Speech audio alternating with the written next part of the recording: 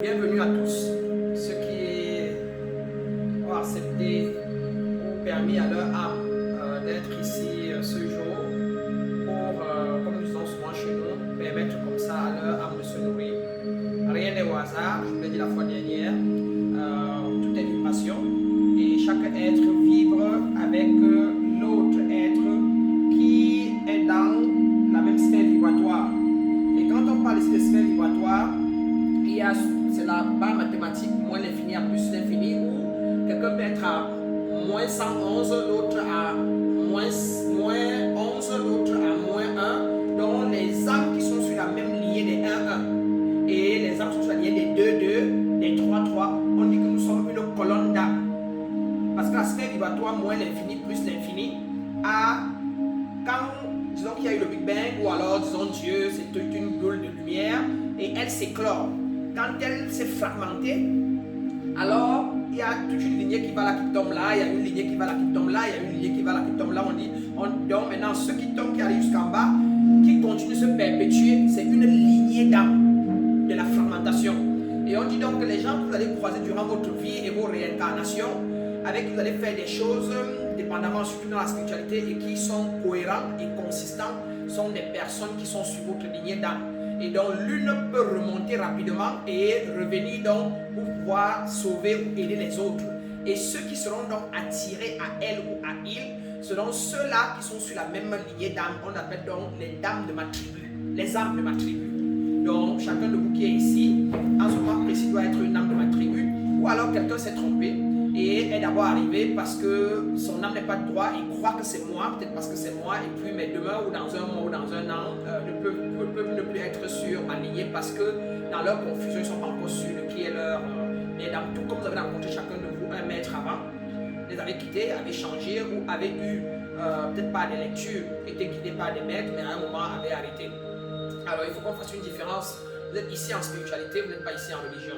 En spiritualité, les maîtres apportent aux élèves ou encore aux âmes de leur tribu cette vérité par rapport à leur authenticité afin qu'ils s'élèvent aussi comme elles ou alors qu'ils font le chemin retour sans difficulté. Donc c'est en fait une aide ou une guidance. Cela dit, donnez-moi une minute, je dois rentrer dans Zoom pour vos frères qui sont à l'extérieur. Stop. Donnez-moi le Zoom dérange pour vos frères et amis qui sont hors d'ici. Donc on va partir vers là pour les prendre.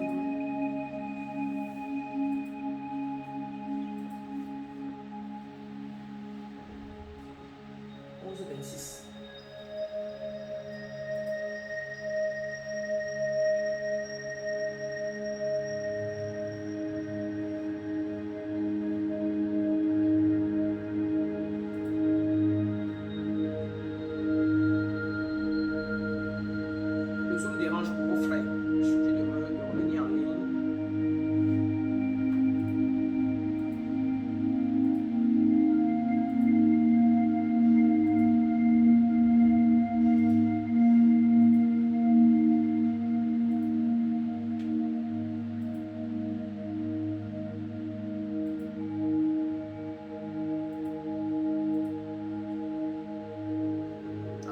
Nous allons avoir quelqu'un qui va nous gérer ça.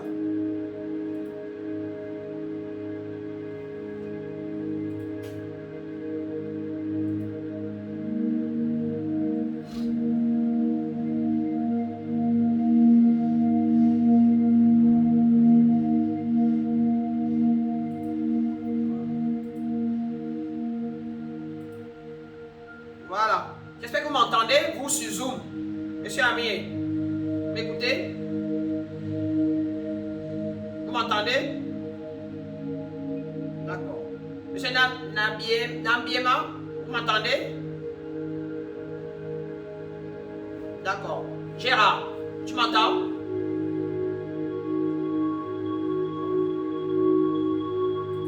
Oh, c'était muté. Voilà, Gérard, tu m'entends? Monsieur Nambiema, vous m'entendez? Parfait. Alors, donc nous allons commencer notre séance. Comme je disais tantôt, 11h26. Je disais ça, non? 11h26. Ah, c'est quoi?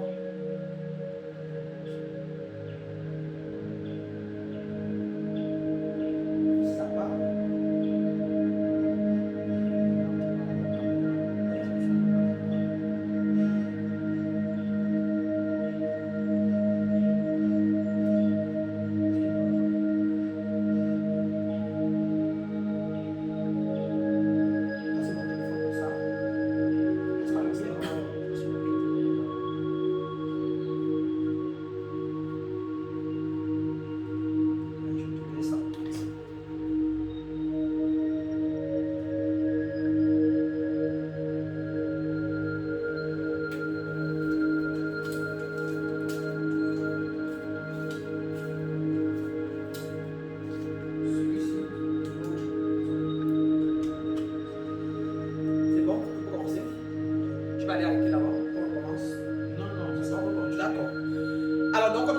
Ma spiritualité, je suis Maître Madame. J'ai eu la grâce de l'auto-réaliser, je vous l'ai toujours dit, en 2017. La lumière me transporte ici pour apporter aux âmes prêtes, aux âmes qui ont besoin de guide, pouvoir éveiller leur soi authentique. Et voilà pourquoi je suis ici assise aujourd'hui. Donc pour ceux avec qui on va cheminer ensemble, soyez sûrs que je ne vous donnerai que mon expérience. Vous allez remarquer, je n'arrive plus à parler au nom des autres, je parle à mon nom propre et je parle de la lumière que j'incarne. Je n'ai jamais su que j'allais arriver là, je ne savais pas ce que je cherchais, mais j'y suis. Cela dit, nous allons pouvoir nous lever pour consacrer déjà cette salle à la lumière divine, à la vérité, à l'amour. Nous allons répondre à cette lumière déjà qui brille pour nous, comme ça pour neutraliser les bougies. On les allume souvent où la lumière, c'est pour neutraliser toute autre entité descendant ou négatif, comme dit souvent, dans une salle ou dans sa chambre ou sur l'autel. Sur ma table, j'ai de l'eau qui est un des 4 éléments et qui est aussi un neutralisant. J'ai une pierre qui est un minéral. J'ai les encens que j'ai allumés tout à l'heure qui sont aussi des neutralisants de tout ce qui peut être contre ou alors si vous voulez l'opposant de la polarité lumière. Donc généralement c'est ce que vous voyez sur un autel. Nous allons nous lever pour consacrer notre mission.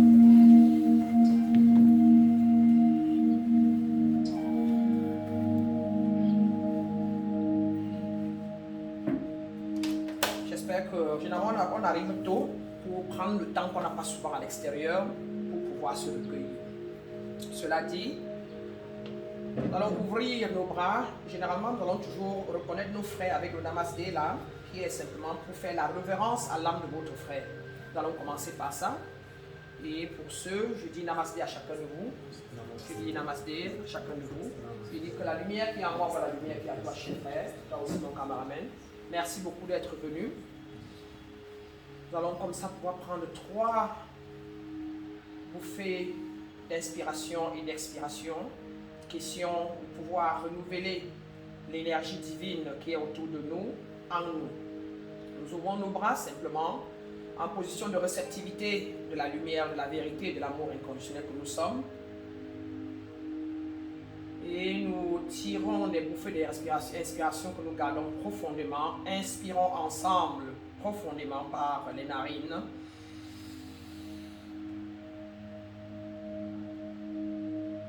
Et expirons. Inspirons profondément encore. Et expirons. La dernière fois, inspirons la lumière. Et expirons. Père, Mère Nature, Esprit de lumière, nous implorons ta bonté une fois encore, toi qui es ici présent et toi qui es représenté en chacun de nous.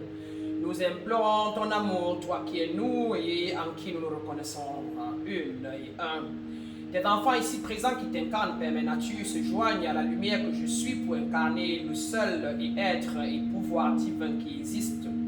Maintenant, Père Mère Nature, que nous t'avons reconnu, nous nous reconnaissons une avec toi et nous formons un bloc de lumière, d'amour et de vérité Au nom de ton nom, Père et nature, nous consacrons cette prédication qui prend source ce jour, le 1er août 2021, 6 au golf, au centre que tu as permis, Père et nature, que j'apporte la lumière, la vérité et l'amour inconditionnel à tes enfants soif. Nous disons donc, Père et nature, d'être la seule énergie présente, l'énergie la plus haute, la lumière, la vérité, l'amour inconditionnel ne puisse régner, que tu sois celle dans les cœurs de ceux qui sont là, que tu sois celui ou celle, Père et nature, une fois encore, qui imbuera ce jour afin que nous sortons d'ici changés, que nous sortons d'ici reconnaissant que nous sortons d'ici, acceptant notre nature, que nous sortons d'ici, étant imbus de ce que nous sommes vraiment, Père et nature. Tes enfants ici rassemblés demandent, Père et nature, que tu viennes, que tu te réveilles, que tu éveilles, que tu apportes leur âme à pouvoir accepter leur nature divine que tu es. Père et nature, en ton nom, je souhaite aujourd'hui exprimer ta gloire, ta grâce. Je souhaite aujourd'hui t'amener en pensée, en parole et en action ici, afin que tu puisses être celui-là dorénavant qui brillera en tes enfants partout et où ils seront. Pour cela, Père et nature, je me reconnais lumière, je me reconnais amour inconditionnel, je me reconnais vérité, et tes enfants ici présents acceptent d'être la même chose qu'ils sont à l'origine, à leur source divine. Prends le contrôle de cette prédication et que nous parlons ensemble en ton nom et en ton nom seulement. Au nom de la lumière, de la vérité et de l'amour inconditionnel, au nom de vous congrégants, au nom de vous aspirants et de moi, Maître Branham en face de vous, nous disons Amen à la lumière et nous ramenons nos mains vers le milieu pour dire simplement Amen, ou encore Namasté si vous voulez, ou encore Ubuntu comme vous dites que vous reconnaissez ce qu'on a dit simplement. Namasté, Amen mes chers frères, Amen mes chers frères.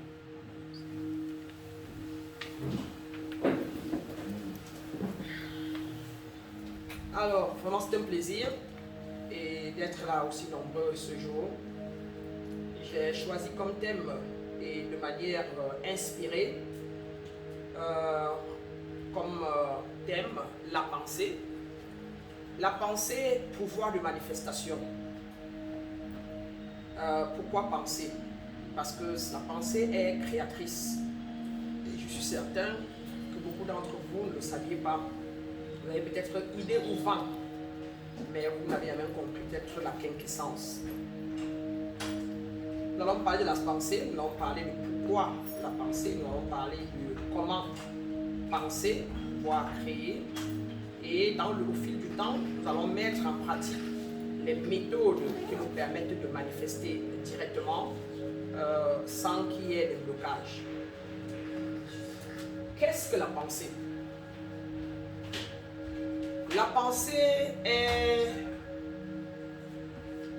cette énergie invisible que nous ne voyons pas, mais qui pourtant est celle qui fait le tout de notre vie. C'est qu'avec elle que nous créons tout ce que nous désirons. La pensée est l'amour. La pensée est Dieu en l'être humain. La pensée est celle qui suscite la parole qui a été citée quelque part comme étant une avec Dieu, et celle qui est la lumière et celle qui est tout. Cela dit, la pensée elle-même est Dieu.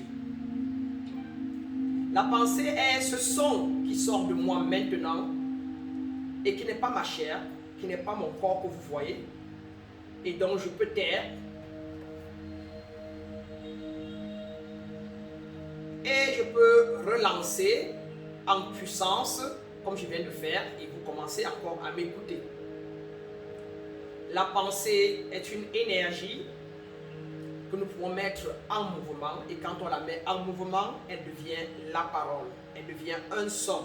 Mais même en nous, c'est un son avec un écho, certainement, et simplement beaucoup plus bas. C'est de la pensée que nous puisons la parole. Et avec la parole, nous faisons des échanges et des communications qui nous permettent d'apporter à la vie nos désirs. La parole, la pensée en moi est ce que je suis. La preuve. Je ne suis pas mon corps que vous voyez et vous n'êtes pas votre corps que vous voyez. Je ne suis pas cette substance dense. La pensée est donc subjective. Le corps ou la matière est objective. Nous touchons le corps, nous sentons le corps, nous voyons le corps. La pensée, on ne la voit pas, elle est invisible. Pourtant, c'est elle qui est le tout et c'est elle qui fait bouger le corps, c'est elle qui fait bouger les mains, etc., etc. Cela dit, nous allons à partir d'aujourd'hui considérer nos pensées. Nous venons en spiritualité, ça veut dire que nous décidons de partir de la théorie religieuse pour entrer dans la pratique spirituelle, à savoir commencer à reconnaître notre esprit, parce que la pensée est esprit. La pensée est réalité. De la pensée, nous apportons la matière à la vie. De la pensée, nous apportons la substance à la vie. C'est de la pensée que nous apportons tout ce qui est autour de nous, fût-il le siège sur lequel je suis assis, fût-il le gobelet qui est en face de moi, fût-il le siège sur lequel vous êtes assis. De la pensée, nous apportons à la vie tout ce qui est autour de nous. Cela dit, la pensée est notre pouvoir de création, c'est notre pouvoir de manifestation. Quand nous en prenons conscience, nous pouvons la diriger pour qu'elle nous apporte tout ce que nous désirons sur la terre, quand nous voulons, comme nous voulons. Quand nous n'en sommes pas conscients, nous utilisons les mêmes pensées inconsciemment et nous apportons à notre vie, inconsciemment mais volontairement, des substances, des entités physiques que nous ne désirons pas et nous ne comprenons pas le pourquoi. Ceci dit, de par la loi de vibration, consciemment ou inconsciemment, la pensée est en marche. La pensée est loi. La pensée est. Et la pensée est ce que nous sommes en réalité. Voilà pourquoi j'utilise la pensée ce jour pour dire mon corps, mon nom, je m'appelle Brananea. Alors je parle d'ici de la possession. Qui est donc celui qui possède le corps? Qui est celui qui possède mon bras? Qui est celui qui possède mon nom? C'est la pensée. Et la pensée est l'esprit. Et l'esprit est universel. D'où l'esprit est l'alpha et l'oméga. Et l'esprit est Dieu. Ce que nous appelons l'intelligence infinie. Ce que nous appelons l'étincelle divine. La voici qui sort de moi. C'est un écho. Et qui est en train de transformer chacun de vous positivement. Parce que je le suis. Et cela aurait été négativement si je l'étais. Vous êtes tous attentifs à l'écho de ma voix qui prend source dans ma pensée. La pensée est créatrice. La pensée est l'entité que nous utilisons pour manifester toutes choses dans ma vie, dans la vie. La preuve, vous l'avez ordonné hier en pensée. Vous allez arriver aujourd'hui à 15h. Et vers 13h, 14h, la pensée vous a rappelé ce que vous lui avez dit. Et vous avez pris vos pieds pour faire le chemin.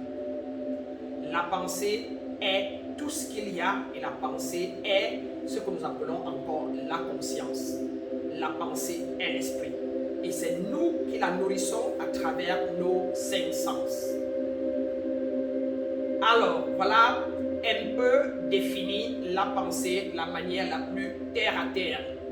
En spiritualité, on ne philosophe plus, on n'est plus intellectuel, on met l'intellectualisme de côté. On met, ça veut dire que vous pouvez lire tous vos livres, vous pouvez rechercher tous vos maîtres. Mais une fois que vous entrez dans vous, dans le moment présent, vous laissez tout ça derrière vous pour vous connecter à la vraie nature qui est encore le vrai vous et qui n'a pas besoin de penser ou de réfléchir car il est. Car l'entité là en vous est. Et en elle, il y a tout. Et c'est le vrai vous à l'intérieur de vous. Donc dans l'instant présent, si vous vous retrouvez ou quand vous écoutiez la vidéo, il veut vous rendre compte qu'à un moment, vous vous êtes retrouvé avec le vrai vous. Il y avait un vide complet. Et là, vous êtes dans votre pensée et vous pouvez y planter ce que vous voulez et elle ressurgira de votre subconscient le jour d'après. Sinon, il n'y a pas de souci. Quand vous n'êtes pas conscient que la pensée en vous est créatrice, le monde se charge de vous conscientiser. Le monde se charge de vous programmer, de vous conditionner. Aujourd'hui, vous venez à la recherche de vous de vouloir peut-être déconstruire en vous ce que vous n'avez pas construit personnellement en vous. Et nous allons donc apprendre pas à pas comment déconstruire en nous ce que nous ne voulons pas pour nous reprogrammer ce que nous voulons. Et cela passe par la pensée. Alors la pensée donc qui prend source dans votre paradigme commence où? Elle commence de l'extérieur quand vous êtes inconscient par vos cinq sens. Qui, au lieu de que cela prenne source de vos cinq sens, vous deviez normalement fermer les yeux, aller dans votre intuition, donc dans votre moi supérieur, posez vos questions et votre moi supérieur vous parlera intuitivement, donc par le sixième sens, avant que vous agissez. Mais quand vous ne le savez pas, comme nous tous, en grandissant jusqu'à aujourd'hui, nous braquons nos cinq sens sur la télévision, nous braquons nos oreilles sur nos audios de musique, je ne sais pas trop quoi, nous écoutons nos professeurs ou nos religieux religieusement, et nous mangeons du n'importe quoi avec nos bouches, et ainsi de suite. Et c'est comme ça que notre paradigme devient chargé, ou nos croyances deviennent celles donc de la télévision, de nos religieux, de nos éducateurs, même si elles ne sont pas celles qui correspondent à notre nature supérieure, à savoir à notre âme ou à ce que notre âme est venue ici faire. D'où donc une désharmonie entre notre nature supérieure et notre corps physique ou nos émotions et notre mental et ou notre paradigme en général. Alors avec la pensée, nous pouvons donc reprogrammer notre subconscient et devenir nouveau. Voilà en quelques mots et les plus terre à terre démontrer et décrire ce que c'est que la pensée. Maintenant que nous savons ce que c'est, comment commence-t-elle donc? Et je prends un exemple pour vous prouver. À la naissance, quand vous naissez le bébé, supposons, si on enfermait le bébé dans une chambre dès qu'il est né et qu'on mettait dans cette chambre un robot et personne d'autre dans cette chambre, un robot qui est comme une mère, mais qui ne parle pas à l'enfant, mais qui nourrit l'enfant quand l'enfant a faim et change le bébé quand le bébé fait les selles, touche le bébé, le porte quand il pleure, etc. Nous sommes tous d'accord que l'enfant va vivre, n'est-ce pas? Alors l'enfant vit donc dans la chambre avec le robot jusqu'à l'âge de 20 ans. Si nous sortons le bébé de la chambre, le bébé pourra bien évidemment avoir le son à la bouche, nous sommes d'accord. Un son du genre par exemple, bla bla bla bla. Est-ce que le bébé connaîtra la religion catholique? Est-ce que le bébé connaîtra le français? Est-ce que le bébé connaîtra l'anglais? Est-ce qu'il connaîtra votre ethnie? Est-ce qu'il connaîtra une histoire trop quoi? Non. Alors vous comprenez donc que tout ce que vous êtes aujourd'hui a été conditionné par la société qui voulait qu'il soit ainsi. Donc d'où vous déclarez être bamileke, vous déclarez être appartenir à la religion catholique, vous déclarez être un musulman, etc. Donc c'est un conditionnement fait par des êtres ou des hommes qui sont passés avant vous. Alors l'enfant qui sort donc de là à 20 ans ne connaît pas le catholicisme, ne connaît pas le français, l'anglais, etc. C'est ce que nous appelons en religion l'état de conscience Adam. Un être conscient qui n'a encore été conditionné par rien, dont le paradigme est vide.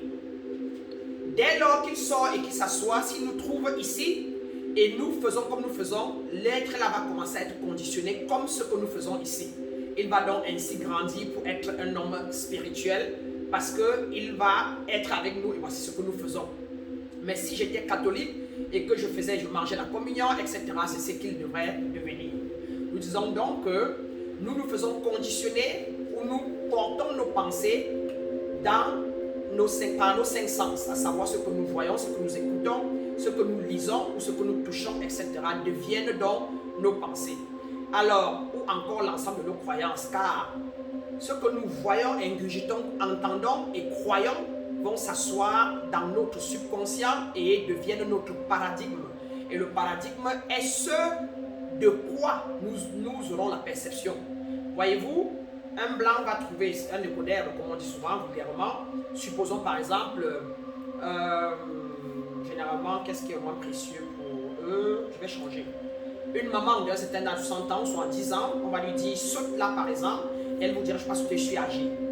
Le jeune de 17 ans, on va lui dire saute là, et il sait, on lui a toujours dit, il sautait, il va dire d'accord je peux sauter et il va sauter. C'est par rapport au paradigme qu'on lui a dit. moi, par exemple, ayant vécu en Occident, je sais que jusqu'à 70 ans, 80 ans, je vais travailler et je peux travailler dans l'administration. Donc, j'ai ça en moi. Arrivé au Cameroun, si on me dit, mais non, à 70 ans, je ne pourras pas travailler, je vais dire non, je vais travailler et avec joie. Quelqu'un qui est au Cameroun à 50 ans, 55 ans, de par rapport à ce qu'on l'a cultivé à connaître, on va lui dire, tu vas travailler à 65 ans dans l'administration et c'est obligatoire. Il va te dire non, moi je sais qu'à 55 ans, je serai déjà tellement âgé que je ne pourrai pas le faire. Vous voyez que c'est un paradigme dépendamment des régions et des environnements où on a vécu. Donc nos pensées sont régies par ce que nous avons utilisé nos 5 sens pour apprivoiser et avons accepté consciemment comme vrai, même si volontairement comme vrai, même si c'était inconsciemment que nous l'acceptions. Mais notre conscience a regardé et a dit oui, vraiment, non, c'est vrai, non, tout ça, non, c'est vrai. Et du coup, le subconscient, qu'on lui dise mauvais ou bon, lui, il avale tout. C'est comme une terre dans laquelle tu viens planter une graine sèche ou une graine non sèche, elle prend les deux. Maintenant, au moment de faire germer, elle va donner exactement l'équivalent de ce que vous avez mis dans cette terre. Si vous plantez des graines de maïs pourries, il est fort probable que la graine de maïs pourrie va donner un arbre de maïs un peu tordu ou bizarre. Mais si les graines de maïs sont très bien et secs et bien, elle donnera donc on dit donc que votre subconscient sera exactement l'équivalent des conditions que vous donnez à ce que vous voulez attirer. Vous avez donc un paradigme qui est encore l'ensemble des croyances en vous, qui est basé sur des fausses doctrines ou des fausses croyances, donc des choses qui ne sont pas en harmonie avec le haut astral, mais en harmonie avec des attributs du bas astral. Par exemple, vous croyez plus au mal, vous croyez par exemple plus à la maladie, vous croyez à l'accident, vous croyez au manque, à la pauvreté. Ça devient un paradigme qui est donc le contraire de croire à l'abondance, en la santé, en la joie. Et donc, cela va donc faire partie du cumulus donc de vos pensées. Et c'est de cela donc que vous percevrez la vie. Pendant qu'on me demandera, cette boîte est à moitié pleine ou est pleine, est comment je dirais, elle est presque vide, moi. Et quelqu'un nous dira, oui, elle a juste un peu de feuilles et pour moi, elle est vide à moitié, on dit souvent. Donc, on vous dit que quelqu'un va le décrire de là à là, quelqu'un va le décrire de là à là. Voyez-vous? Et ça fait une différence. Comme je dis souvent, si on dit à quelqu'un, celui qui dit vraiment de Dieu, je ne pourrais pas avoir un emploi avec de plus de 400 000 francs, il a raison, non? Et celui qui dit, moi j'aurais un emploi de 400 000 francs avec certitude, il a aussi raison. Donc on dit que celui qui voit de là vers là a raison et celui qui voit de là à là a raison. C'est sur la base de son paradigme que nous lisons, que nous percevons la vie, que nous répondons aux circonstances de la vie. Et ces circonstances, ce paradigme prend source dans notre subconscient qui, elle, a été conditionné par ce que nous avons apprivoisé avec nos 5 sens. Alors, la pensée donc est l'ensemble de croyances que nous avons en nous. Et vous venez donc en spiritualité parce que vous avez eu des difficultés dans votre vie physique qui est en fait le reflet de toutes vos pensées. Et vous venez donc en spiritualité pour voir comment vous pouvez changer vos pensées afin de commencer à avoir des effets différents dans votre vie. Mais vous ne savez pas que c'est vos pensées qui ont créé ce que vous êtes. Une preuve, c'est que chacun de vous est exactement ce à quoi il a cru. Et chacun de vous n'est pas ce à quoi il n'a pas cru. Vous n'avez pas cru que vous êtes sénateur, vous n'êtes pas sénateur. Vous avez cru que vous ne pouvez gagner que 40 000 francs CFA par mois, vous gagnez 40 000 francs CFA par mois. Vous avez cru que vous pouvez gagner 500 000 par mois, mais pas assez, vous avez pensé à ça 2 fois, 3 fois, et puis vous êtes retombé dans la pensée selon laquelle, non, je ne peux pas avoir 500 000, ce qui est sur un 120 000 là, ça pourra m'aller. Vous êtes allé appliquer pour le travail de 120 000 avec persistance, vous avez fini par avoir le travail de 120 000. C'est ce à quoi vous croyez le plus que vous avez. Et la croyance prend source dans les pensées. Les pensées ont pris source dans votre paradigme et votre paradigme a pris source dans tout ce que vous avez vu de vos yeux, entendu de vos oreilles, ingurgité de votre bouche, parce que tout ça c'est un ensemble. Vous vivez sur vos 5 sens. Nous on dit donc que vous vivez sur votre corps physique au lieu de vivre de votre esprit. Vous venez en spiritualité pour apprendre à vivre dorénavant de l'intérieur et l'intérieur a tout pour vous et qui peut donc renouveler vos pensées. Maintenant, on a un guide juste pour faire ce que je suis en train de faire à l'instant T, qui est donc de vous confirmer la vérité parce que je suis passé par là, afin que demain vous soyez nouveau en pensée. Être nouveau en pensée veut dire déprogrammer ce que nous avons acquis par nos cinq sens et acquérir encore par nos cinq sens des nouvelles informations qui sont plus proches de l'esprit afin de renouveler notre âme ou encore notre esprit ou la pensée en nous. Et dès lors que la pensée ou l'esprit en nous devient nouveau, alors de ce paradigme-là, nous allons créer les nouvelles choses parce que nous allons percevoir la vie différemment de comment nous la percevions hier. Et nous sommes d'accord, chacun de vous, que pour le peu que vous m'avez connu, pour le peu que vous m'avez écouté ou lu une de mes cartes, etc., vous êtes d'accord avec moi que votre vie a changé ou s'est améliorée légèrement. Le stress s'est amélioré, les pensées sont améliorées et votre vie physique, qu'on le veut ou pas, vous n'avez plus agi de la même manière envers votre voisin, envers votre collègue. Voyez-vous ce que la pensée peut faire? Il est écrit quelque part dans un des textes sacrés dans le monde. Au commencement était la parole était une avec Dieu et Dieu était avec la parole était la lumière était la vie. La parole prend source dans la pensée. La pensée prend source dans le paradigme. Le paradigme est l'ensemble des croyances en l'homme. Et l'ensemble des croyances prend source dans tout ce que nous avons vu, à savoir notre éducation qui nous a éduqués. Qu'est-ce qu'elle nous a dit? Elle nous a crié dessus, elle a grondé, nous allons avoir tendance à crier, à gronder. Elle était calme, patiente, elle nous embrassait, nous allons avoir tendance à embrasser, à câliner. Notre éducation, notre environnement, l'environnement était très sale, était beau, était laid, etc. Nous allons avoir la tendance à croire aux choses qui ressemblent à notre environnement. Notre culture, on tuait les chèvres, on ne les tuait pas, en sacrifice ou pas, nous allons avoir tendance à penser que si nous ne faisons pas ça, alors nous ne serons pas assez complets. Si notre culture nous a dit que notre grand-père nous a maudits et que nous avons vu nos frères aller donner des poules au village, avant que ça ne marche, nous allons avoir tendance à croire à ça. Alors vous vous asseyez ici aujourd'hui pour que je vous rappelle que personne n'a le monopole sur votre vie autre que vous-même à travers le pouvoir de votre pensée. Vous prenez charge de vos pensées prennent charge de vous. Vous dirigez vos pensées sur n'importe quoi, elle devient une réalité un jour après, 2 jours après, 1 mois après ou 1 an après, selon l'alignement, selon votre concentration sur la chose-là en pensée. La pensée en chacun de vous est son pouvoir de manifestation, de création. Changez vos pensées, changez votre vie. Rien d'autre. Après quoi, nous pourrons parler de tout ce qu'il y a autour, des corps subtils qui engagent la pensée, tels que le corps conscient, le corps subconscient et le corps hyperconscient.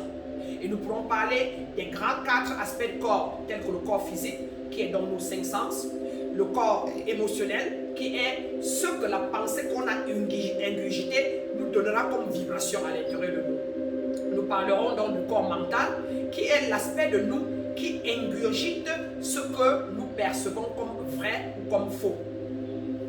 Nous parlerons donc du corps esprit lui-même, qui est l'hyperconscience à celle-là, qui ne change pas, à savoir ce que ce qu'on lui donne, qu'elle nous remet, ou alors encore la source qui est celle qui est la plus haute parmi les 2 aspects de nous, à savoir la polarité basse et la polarité haute. Si nous essayons de nous diriger vers l'hyperconscience en nous, alors dorénavant, si nous ingurgitons des choses positives, elle se réveille, s'active et elle prend le dessus sur nous. Nous sommes donc des êtres créateurs, d'où notre qualité d'être divin, d'où notre héritage de l'abondance, de l'amour, parce que notre attribut la plus haute est amour, est abondance, est santé, est paix, est bonheur parfait, est plénitude, est joie, est stabilité. Quand on ne l'a pas, c'est parce qu'on a pensé des pensées négatives sans nous rendre compte, parce que nous l'avons fait volontairement, mais inconsciemment. À partir d'aujourd'hui, vous partez d'ici retenant ceci, je vais changer mes pensées pour ainsi changer ma vie physique. Car ce que je mets de ma bouche, je transforme avec en mal comme en bien. D'où on vous dit, allez taper dans votre pouvoir du mal et du bien. Vos pensées sont le libre arbitre en vous. Et c'est vous qui la nourrissez de bien ou de mal. Le libre arbitre me dit, mon arbitre de mal et mon arbitre de bien. J'ai les 2 en moi. C'est ce que notre frère Jésus disait. Satan a rien de moi à la pensée négative en lui. Et à défaut, il disait avec la pensée positive en lui, Lazare, lève-toi. Il commandait, car la puissance en vous permet de mettre votre autorité en jeu. C'est élevé. Ou vous êtes autoritaire, ou vous êtes non autoritaire. Ou vous êtes abondant, ou vous êtes pauvre. ou vous êtes malade, ou vous êtes en santé. Donc, c'est ça le libre arbitre. Vous êtes un être polaire, dual, dans votre contraste être et humain. Pourtant, vous êtes subjectif et objectif.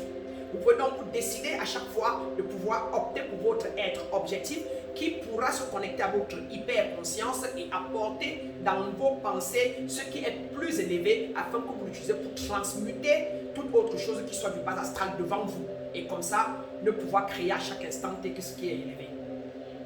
Prenez charge de vos pensées.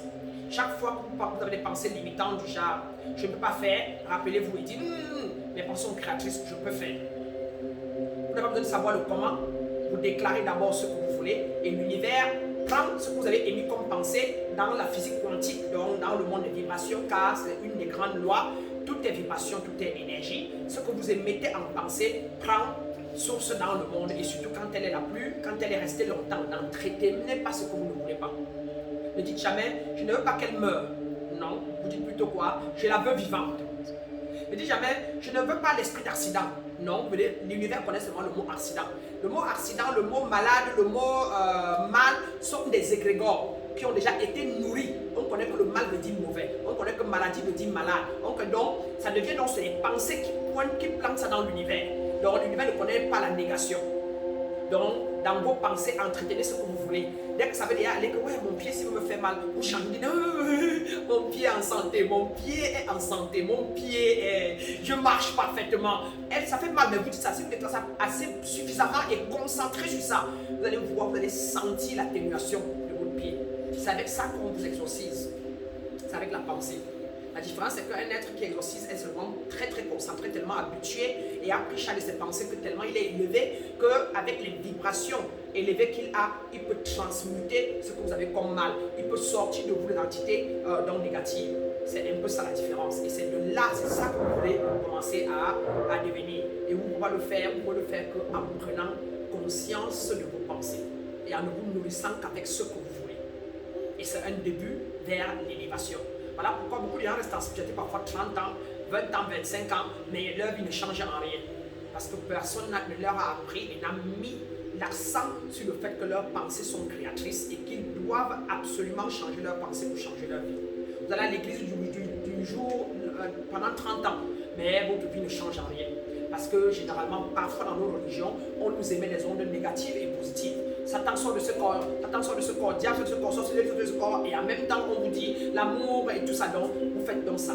Et vous rentrez chez vous portant donc et les pensées négatives et les pensées positives, les deux à la fois. Donc vous entretenez les deux. Votre but à partir d'aujourd'hui, c'est d'entretenir que des pensées positives, des pensées élevées. Chaque fois que vous voulez faire du mal à quelqu'un, vous dites, si je lui émets, oh, elle m'énerve. C'est vous qui ingurgitez l'énervement et vous plantez en vous une pensée d'énervement. Et vous allez être quelqu'un qui va toujours vous énerver. Et or, vous dites non, hors de ma tête, je l'aime bien, elle est super. Malgré son caractère, elle ne sait pas ce qu'elle fait, je lui envoie la lumière. Donc vous transmettez les pensées négatives avec la positive, pas pour l'autre, mais beaucoup plus pour votre état vibratoire.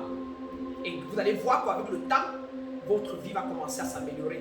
Tout devant vous va vous améliorer. Comme pour tout dire, l'énergie va là où la tension est. Dites-moi à quoi vous pensez, je vous dirai ce que vous allez créer demain ou après-demain. En vous, autour de vous et dans votre vie. Dites-moi ce à quoi vous pensez aujourd'hui, je vous dirai ce que vous allez être demain. Maintenant, comment changer ces pensées? Nous pouvons changer nos pensées par, premièrement, en ayant le désir de vouloir changer nos pensées. Émettre le désir régulièrement de changer ses pensées. En deux, émettre l'intention sincère de changer ses pensées. Je désire changer mes pensées. Ça, franchement parlant, je dois changer. Maintenant que j'ai compris, je vais changer la qualité de mes pensées. À la cuisine, en train de vous parler, non, il faut que mes pensées changent. Vraiment, si ma vie, depuis que je veux avoir les millions, je n'ai pas. Depuis que je veux aimer ma tante, je n'arrive pas à l'aimer. Depuis que je ne parle pas à ma copine, rien n'a changé, je suis toujours énervé là. Je dois changer mes pensées. Vous l'aimez ça tout le temps. Et en deuxième, l'intention devient, vous levez le matin. Oh, je change sincèrement mes pensées. je change sincèrement ma façon de voir les choses à travers mon intérieur. Je pense positivement. J'ai l'intention d'émettre dans l'univers que tout ce qui est élevé. Je n'aimais envers mes amis, mes frères, ma mère, mes enfants, mes tantes, mon